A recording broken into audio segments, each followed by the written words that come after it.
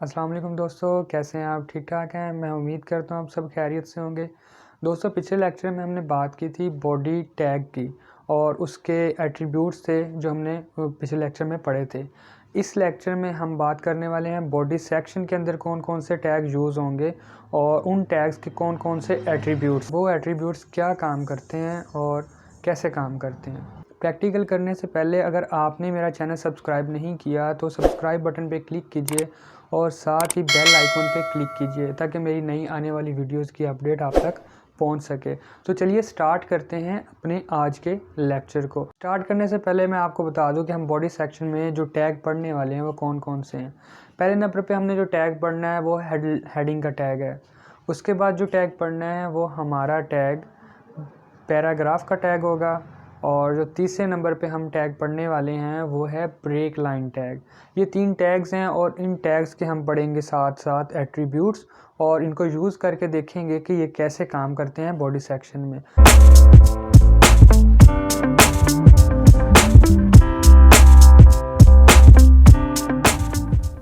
तो जी दोस्तों, मैं आ चुका हूँ अपने लैपटॉप की स्क्रीन पे और अब हम अपना नोटपैड ऑन करते हैं।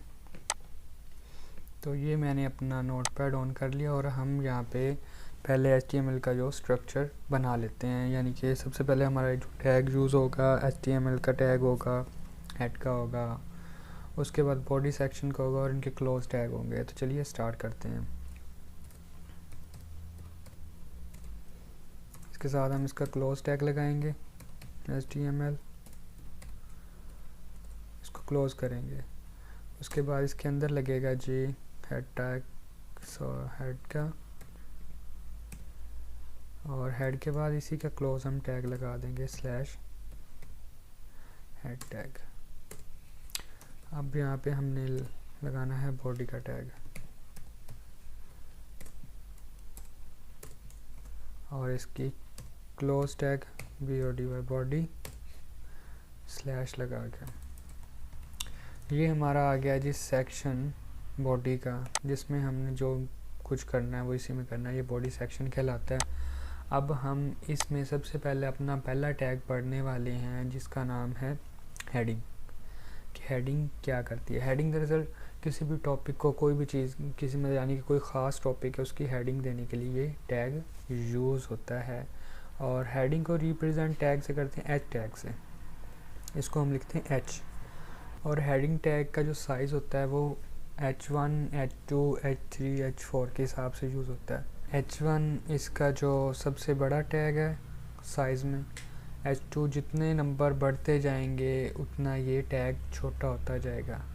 तो सबसे पहले हम टैग यूज़ करते हैं कि कैसे लगाते हैं।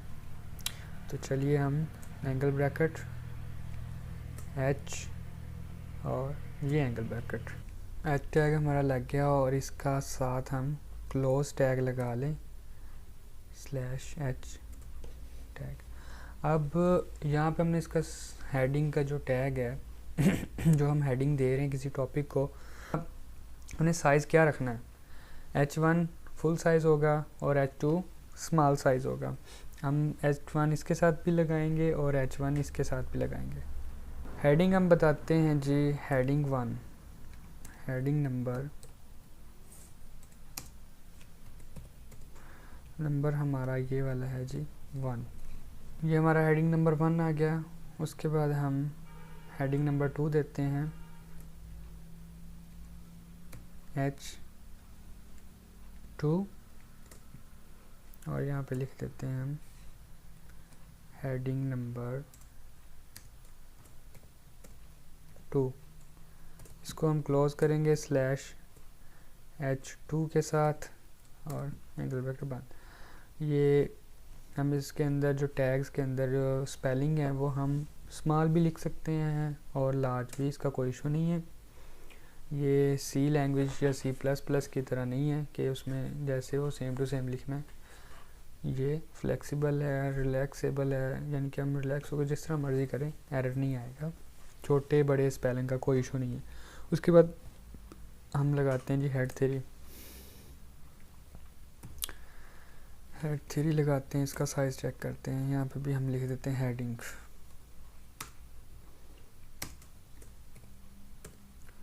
नंबर 3 स्लैश हेडिंग 3 क्लोज करते हैं। ये हमारी हेडिंग होगी। इसको हम सेव करते हैं, अपने डेस्कटॉप पे करते हैं सेव। फाइल का नाम रख देते हैं GW7 हेडिंग ये उसका फाइल नेम। उसके बाद एक्सटेंशन नहीं लगानी भूलनी, ये लाजमी लगानी है, अदरवाइज़ फाइल HTML में सेव नहीं होने वाली। HTML डॉट और ये सेव कर दिया। अब चल के देखते हैं कि ये कैसी दिखाई। ये रही हमारी फाइल HTML की W7 हेडिंग। इसको हम ओपन करते हैं तो ये कैसे शो होगी, ये देखिए। हेडिंग 1 H1 पे, हेडिंग 2 H2 पे, हेडिंग 3 H3 पे। इस तरह हेडिंग 4, हेडिंग 5, हेडिंग 6 ये स्मॉल होते जाएंगे, मज़ीद छोटे छोटे होते जाएंगे। तो चलिए बैक हम अपने नोटपैड में जाते हैं। मैं अपने नोटपैड में आ गया हूँ और मैं यहाँ पे इसके एट्रीब्यूट्स लिखते हैं। अब जो इसके एट्रीब्यूट्स हैं वो कौन कौन से हैं वो देखने हमने। तो पहले तो हम इसको सेंटर में कर सकते हैं जी, लेफ़्ट में कर सकते हैं और राइट में कर सकते हैं। ठीक है, हम सबसे पहले लगाते हैं जी सेंटर का। इसके यूज़ करने का तरीक़ाकार इस तरह आप देख लें ज़रा। जो टैग होता है उसके साथ जो एट्रीब्यूट यूज़ होता है वो टैग जो ओपन होगा टैग उसके अंदर ही एट्रीब्यूट के साथ हम एट्रीब्यूट लगाएंगे टैग के अंदर। यहाँ पे हम इसको सेंटर में करने के लिए लिखेंगे align, ALIGN align, sorry IGN है ये अलाइन। इसका एट्रीब्यूट इक्वल टू सेंटर लिखेंगे, CENTER सेंटर, और क्लोज कर देंगे। ठीक है, अब हम इसको सेव करते हैं। सेव होगी फाइल। बैक जाके हम रिफ़्रेश करते हैं इसको, तो ये देखें रिफ़्रेश करने से ये सेंटर में आ गया टैग। अब इस टैग का करते हैं क्या जी, इस टैग को हम लेफ़्ट राइट दोनों को करते हैं। तो इसके टैग में जाएंगे और यहाँ पे लिखेंगे अलाइन,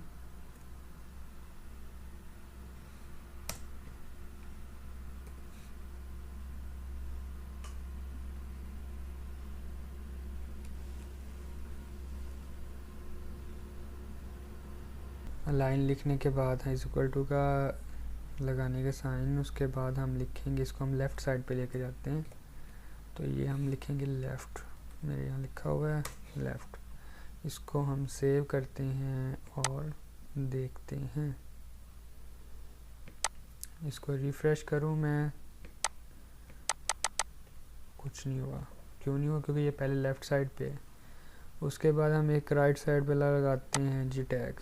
इसमें H3 में लगाते हैं इसके एट्रीब्यूट। टैग के अंदर एट्रीब्यूट लगाएंगे जी राइट, RIGH, ये राइट। अब इसको सेव करते हैं। अब देखते हैं, मैं इसको रिफ़्रेश करता हूँ। ये देखें एक जो राइट चला गया, एक लेफ़्ट है और एक सेंटर में है। ठीक है, तो ये इसके एट्रीब्यूट्स हैं और ये हेडिंग का टैग है। कोई भी पैराग्राफ या कोई भी टॉपिक है उसकी हेडिंग देनी हो तो हम ये हेडिंग टैग यूज़ करते हैं। तो मैं ये दो टैग ख़त्म करता हूँ, या मैं इनको चलो इनके हम यहाँ पे। अब हम बात करते हैं अपने पैराग्राफ की, कि पैराग्राफ का क्या काम होता है और वो कैसे काम करेगा, जो मेन हमारा टैग है। तो चलिए हम उसको स्टार्ट करते हैं। और जो पैराग्राफ के जो एट्रीब्यूट्स होंगे वो कौन कौन से हैं, उनके भी यही एट्रीब्यूट्स हैं, लेफ़्ट राइट सेंटर। लेकिन उसके साथ एट्रीब्यूट लगाने के साथ हम लगाएंगे लाइन, बताएगा अभी इस लाइन में कौन से सेंटर करना है, राइट करना है या लेफ़्ट करना है। पैराग्राफ एक पैराग्राफ बनाता है डॉक्यूमेंट में, और ये दोबारा टैग यूज़ होता है, एक न्यू पैराग्राफ इंसर्ट करते हैं इन डॉक्यूमेंट। जो मैंने टैग पहले बताए हैं हेडिंग टैग, वो भी पेयर टैग है, यानी कि उसका क्लोज टैग भी है और ओपन टैग भी है। और जो पैराग्राफ टैग है ये भी पेयर टैग है, यानी कि क्लोज टैग भी इसका है और ओपन टैग भी है। तो सबसे पहले हम इसका टैग लगाते हैं P और इसका क्लोज टैग P। तो यहाँ पे हम लिखते हैं जी फर्स्ट पैराग्राफ। उसके बाद यहाँ पे हम लिखते हैं जी सेकंड पैराग्राफ, सेकंड। ये सेकंड पैराग्राफ हमारा, और ये हम थर्ड पैराग्राफ लिखते हैं जी। ये मैं अंदर लिख रहा हूँ, यानी कि ये फर्स्ट पैराग्राफ, यहाँ पे 10 लाइनों का, 20 लाइनों का, 5 लाइनों का, कितने का पैराग्राफ होता है, लेकिन मैं आपको बता रहा हूँ समझाने के लिए। ये पहला पैराग्राफ है, सेकंड और ये थर्ड। अब ये किस तरह होता है शो, इसके हम एट्रीब्यूट किस तरह यूज़ करेंगे वो भी दिखाऊंगा। ये हमारा थर्ड पैराग्राफ है, ये हमारा पैराग्राफ है थर्ड। अब मैं इसको सेव करता हूँ और देखता हूँ ये कैसे शो हो रहा है। मैं इसको रिफ़्रेश करता हूँ, रीलोड करता हूँ या रिफ़्रेश करता हूँ अपने पेज को, तो ये देखें ये ऐसे शो हो रहा है डॉक्यूमेंट में, first paragraph, second paragraph, third paragraph. और अगर मैं इन तीनों को एक लाइन पे लिखता हूँ तीनों को, तब भी ये एक लाइन पे शो नहीं होंगे, ये ऑटोमेटिकली न्यू लाइन पे शो होंगे। मैं इसको डॉक्यूमेंट में गया, अब ये देखिए मैं रिफ़्रेश करूँगा तब भी ये यहाँ ही लिखे होंगे। ये देखिए रिफ़्रेश करने से भी इधर ही लिखे होंगे, यानी कि first line, second line, third line. उसकी वजह ये है कि हम पैराग्राफ टैग यूज़ कर रहे हैं, और जब भी पैराग्राफ P का टैग हम यूज़ करेंगे तो वो ऑटोमेटिकली इसको पता होगा कि ये जो टैग है ये न्यू पैराग्राफ स्टार्ट करने के लिए है, यानी कि अगली लाइन के स्टार्ट पे ये नया जो भी टेक्स्ट होगा वो लिखा जाएगा।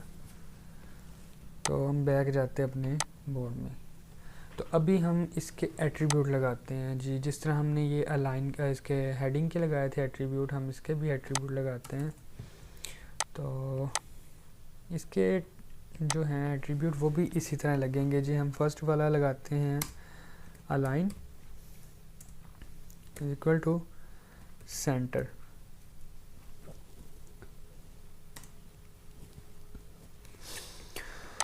उसके बाद सेव अपने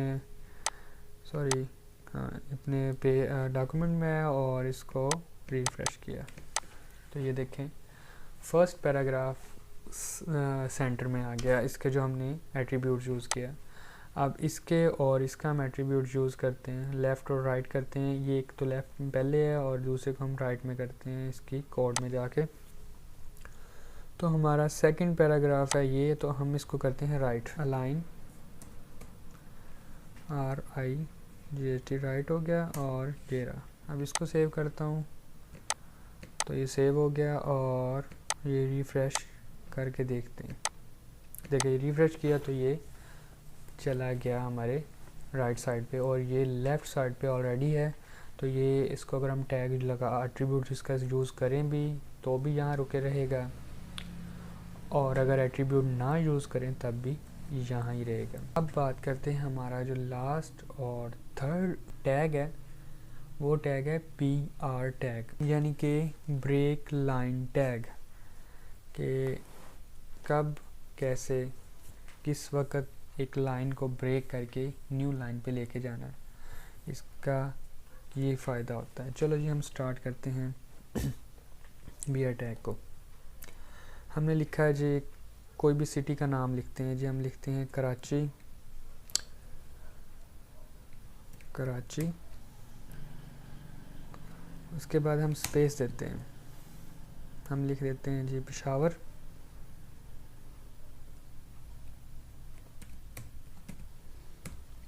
फिर हम लिख देते हैं लाहौर,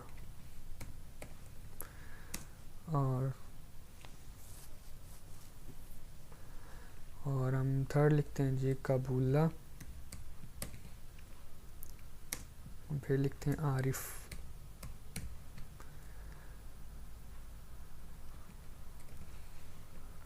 ये हमारे पास शहरों के नाम आ गए।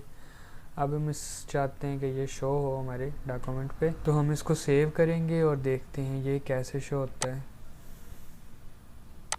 रिफ़्रेश करता हूँ तो ये देखिए कराची, पेशावर, लाहौर, कबूला, आरफ, यानी कि इसके अंदर स्पेस भी नहीं आ रही। मैंने हालांकि यहाँ पे स्पेस दी थी, आपने ज़रा गौर करना है। ये देखिए एक एक स्पेस थी, लेकिन यहाँ पे स्पेस बार भी नहीं आ रही।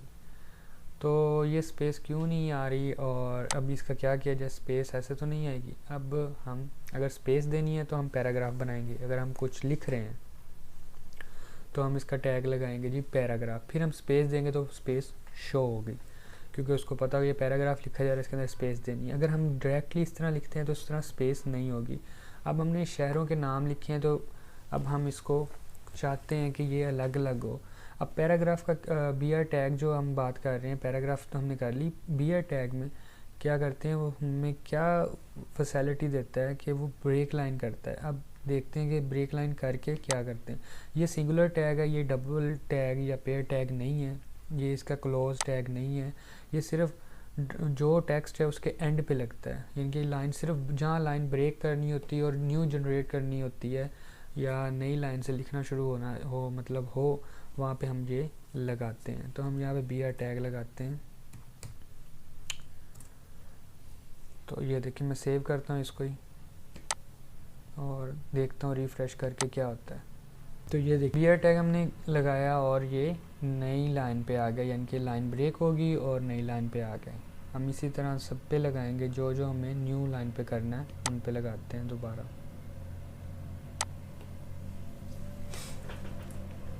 बी आर, तो ये दूसरी ओपन ब्रेसिस, ये close braces. B R tag इस पे भी लाहौर का ब्रेक लाइन हम करते हैं जी बी आर, और कबूला का बी आर क्लोज टैग। इसका हमें लगाने की ज़रूरत नहीं है। अगर हमने आगे लिखना है तो तब हम ये इसके बी आर टैग लगाएंगे। अब मैं इसको सेव करता हूँ और देखता हूँ ये न्यू लाइन पे कैसे आता है। ये देखिए कराची, पेशावर, लाहौर, कबूला, आरिफ। अब ये बी आर टैग लगने की वजह से ये न्यू लाइन पे टेक्स्ट जो भी है वो नीचे आएगा। तो ये थे हमारे आज के टैग।